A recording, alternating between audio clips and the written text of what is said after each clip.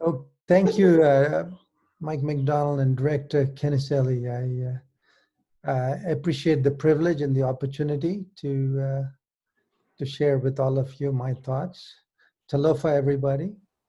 It's been a pleasure to join this forum, and I'm very grateful for that opportunity. A little background: I've had the privilege of working with broadband since the early '80s. When some of you who lived on the mainland would realize that MCI Telecommunications, along with AT&T, was pursuing this route in 1981, 82, before the breakup of Marbell. So I've had a long history of the evolution of broadband. And I would like to today share a little bit about the key tenets and the foundational elements that create a digital economy, to keep with your theme. As Ginger, if we can pass on to the next slide. Broadband is the core foundation, as many of you would agree, in the development of a sustainable digital economy. A little history: 1969, the world's first digital packets were transmitted over what we now know as the internet. It was created very specifically by the Department of Defense for a very specific use, and later on commercialized. Today, as we sit, over 25 billion connected devices, growing at an exponential rate on an hourly basis, continue to connect to the internet. And on average, over 100 gigabytes are sent over the internet every second. 2019 was one of the interesting years where over 50% of the world participated in a digital economy. Next slide. 50 years into the development of the internet, and as it's maturing, over hundreds of millions of new users are coming online every day. And yet, broadband is a very, very critical enabler to achieve a sustainable digital economy. But there's also huge downside and potential risks of technology adoption. I think in earlier forums, you've concluded that cybersecurity and maintaining a coherent security infrastructure is going to be very critical.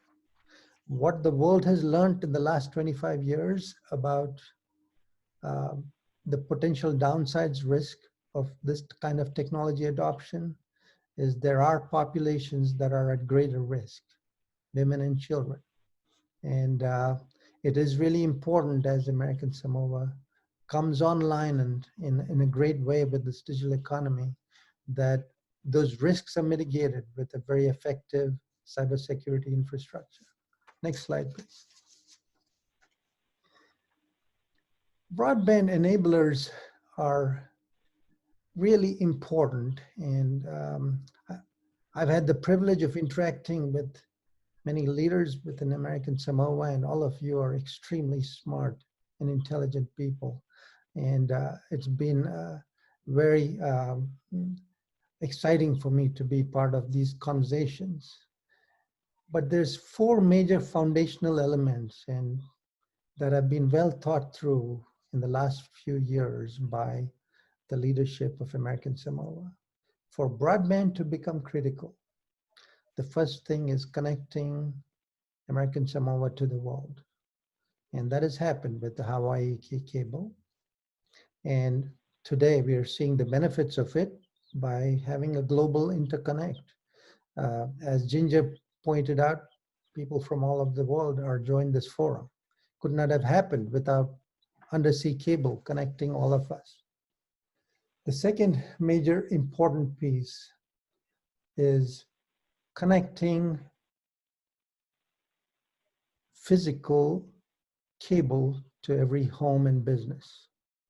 That has also been enabled as a core infrastructure within American Samoa.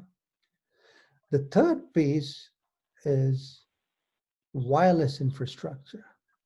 enabling 4G technology, prior to that 3G technology, and soon to come 5G technology. And then the fourth element of it is cloud computing. The development of a coherent set of digital data centers that are hyperscalable, that will enable what Mike McDonald talked about, companies that don't really rely on having to physically move goods around, but to use infrastructure virtually. And American Samoa is on the cusp of doing that. The fifth most important element to enable is a very critical cybersecurity infrastructure domain that is trusted and protected, so business and people can work together. Next slide, please. If you look at wireless, we are on the cusp of another major broadband evolution. 5G is taking off in a big way on the mainland, and before long, it will become very real in all parts of the world. There's heavy deployment. If you saw the recent Apple announcement, they partnered with Verizon and very aggressively deploying the 5G on the mainland.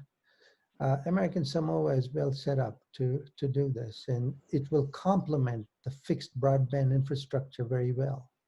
And it's a critical pillar, foundational pillar to enable mobility, which Ginger talked about earlier in her comments. Next slide, please. We've talked a little bit about internet security, and I'm not going to spend a lot of time on this, but the number of cybersecurity breaches continue to increase. And as broadband infrastructure becomes more mature in your economy, it's very important to have a very trusted internet security domain. The world continues to see a massive amount of threats and breaches. And a big element of those threats are particularly targeted towards women on all cybersecurity related threats. So, and those of us who know and use our apps very well on mobile phones need to point out that opting out doesn't necessarily mean you're secure, because there are many what we call phishing schemes where you really can get an alternative source trying to get to you where you think it's actually somebody you know. And both children and women are unbelievably vulnerable to this, at least from all the statistics we're seeing. Next slide. The multisectorial impact of broadband is truly multidimensional. It's a busy slide here that you see, but packed with a lot of data from a very reliable source. But I'll only point out that once you create a digital economy, which you're well on the road to, major sectors of private and public elements get to benefit from it. Education, agriculture, financial services, healthcare, government services, and of course, the many unique opportunities you create for outside businesses to come and participate in a virtual business world, that infrastructure that you will enable as a result of the digital economy. Next slide.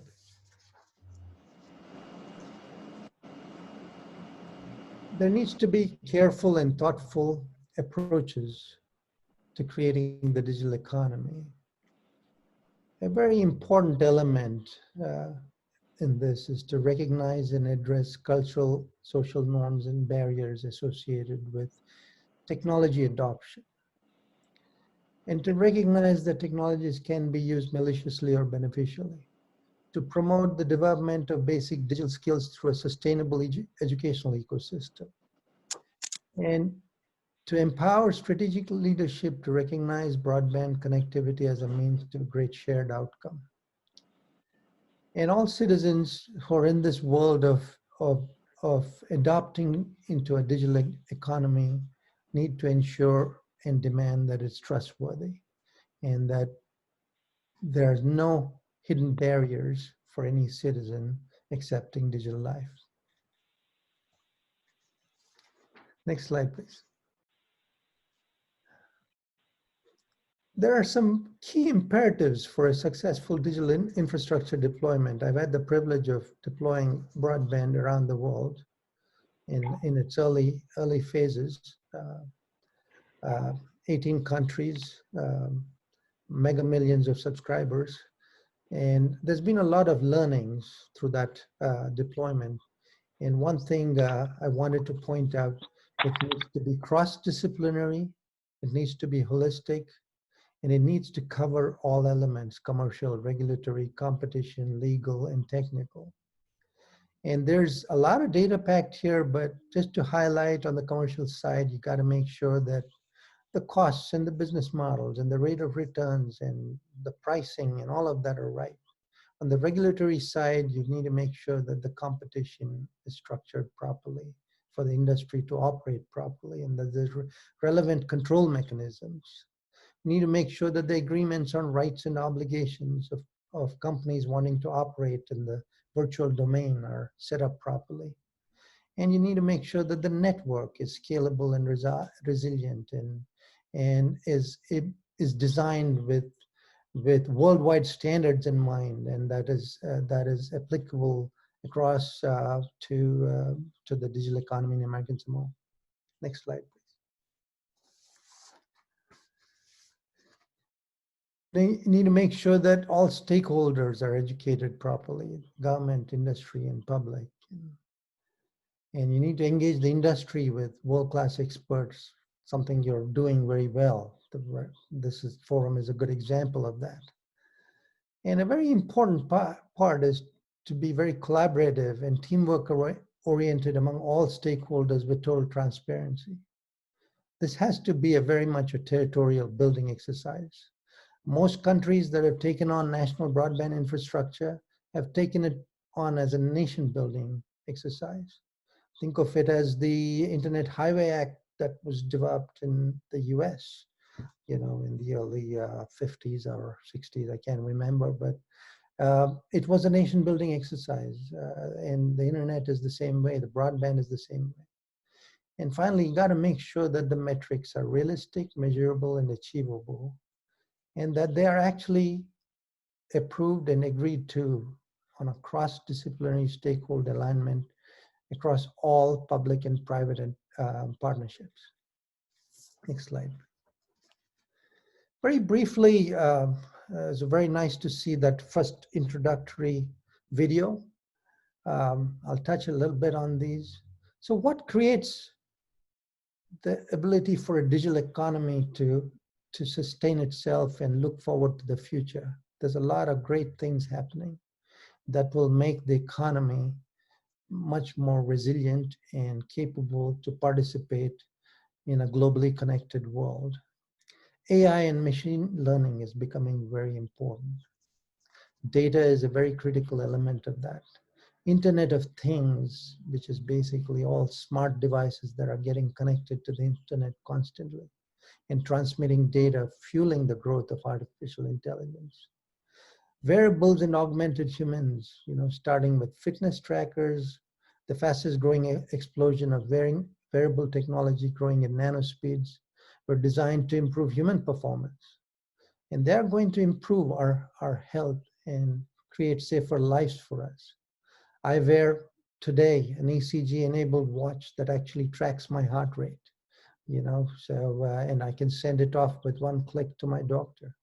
And that is really very important as the future goes, so we can be proactive and predictive in the way we manage our health. Big data and augmented analytics, exponential growth in the amount of data being created in our world.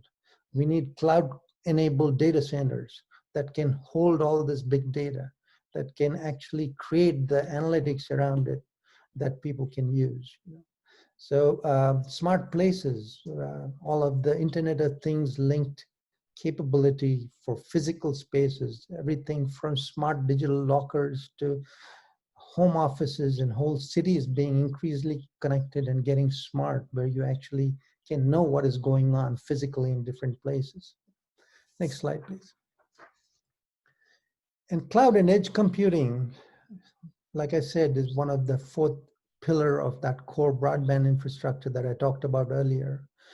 Cloud computing is where data is stored on computers and accessed via the internet, as we all know.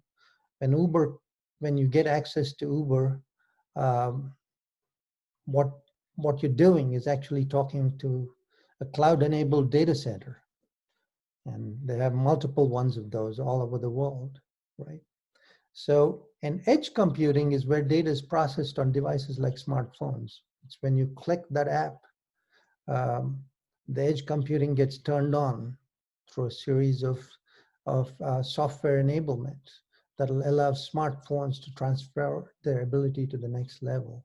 And the combination of those two gives you that virtual domain where you can actually access anybody globally. You know, so as we go into virtual reality, the whole digital reality and augmented reality trends are moving towards creating immersive digital experiences. What COVID has taught us is we're going to be spending more time, unfortunately, uh, uh, doing virtual things as we combat these viruses and as we see our enablement as a global society to become more digital. And virtual reality is going to play a very, very key element in that. Technology allows machines to understand human language with natural language processing. And we're going to change in the next 5 years how dramatically we interact with these machines through NLP, what we call natural language processing. All of us who have smartphones today focus on Alexa, Siri, and Google Assistant, and many other devices that will become part of the norm. We say, hey, Google, tell me what the weather is today. Well, that's a lot of work going on behind with artificial intelligence and these chat bots that basically talk back to us with all the right information. Next slide.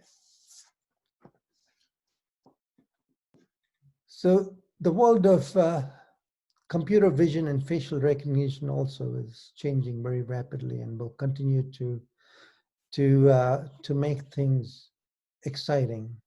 Machine talk, and soon we'll be able to visually, these machines will recognize us and interpret us around the world with facial recognition.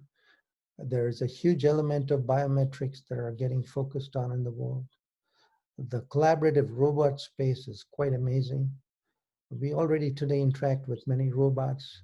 I spend a lot of time in Silicon Valley, and I can tell you there are corridors within Silicon Valley that robots deliver food pretty regularly to, and many other things that we want.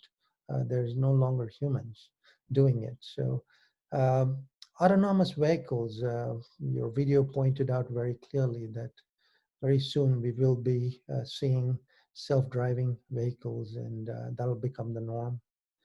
It's very important to focus on cybersecurity because we are facing unprecedented new threats, and mitigation strategies have to be created. And of course, quantum computing is right around the corner.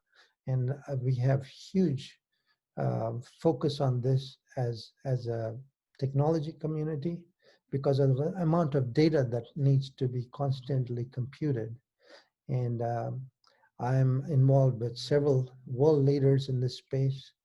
And once we enable quantum computing, unsolvable problems like the one we're dealing with today with COVID, where we need mass amounts of data to actually compute what it will take to develop a good vaccine and a good therapeutic, we will be solved a lot faster once we get to quantum computing. Next slide. Well, I've given you a lot of information today, and I really appreciate you all listening to me. Now is an opportunity to hand back the forum to our leaders there. Director Kenneth Shelley and Mike McDonald. Thank you.